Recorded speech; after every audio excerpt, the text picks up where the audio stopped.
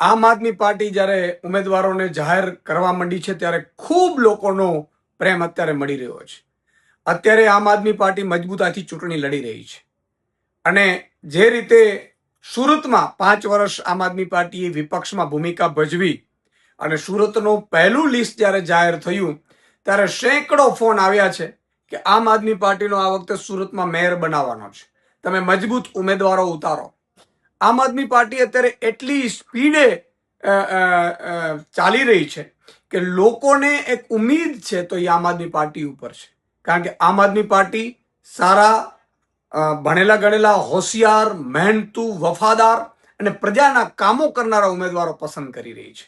અને એટલા માટે જ સુરતમાંથી પણ ઢગલાબંધ અમને ફોન આવ્યા, મને પણ ફોન આવ્યા કે આ વખતે સુરતમાં મેયર બનાવવાનો છે, તમે મજબૂત લીડરશીપમાંથી કોઈને ઉતારો.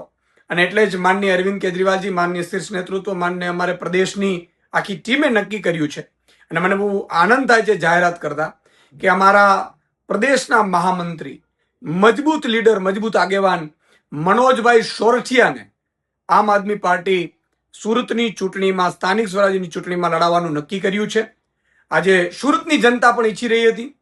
કેટલાય ફોન આવ્યા કે મનોજભાઈ સોરઠિયાને તમે અહીંયા ઉતારો, લડાવો. અને કારણ કે સુરતમાં મેયર બનવા જઈ રહ્યું છે એટલે આજે સુરતનો જે માહોલ છે એને લઈને આમ આદમી પાર્ટીએ નક્કી કર્યું છે કે ભણેલા ગણેલા હોશિયાર અને 2012થી પાર્ટી માટે તમામ પ્રકારની મુશ્કેલીઓમાંથી પણ પાર્ટીને ઊભી રાખનાર એવા મજબૂત લીડર, સંગઠનના માહિર અને લોકોના હિતની વાત કરનારા મનોજભાઈ સોરઠિયાને આજે અમે ઉમેદવાર તરીકે જાહેર કરતા મને બહુ આનંદ લાગણી અનુભવું છું.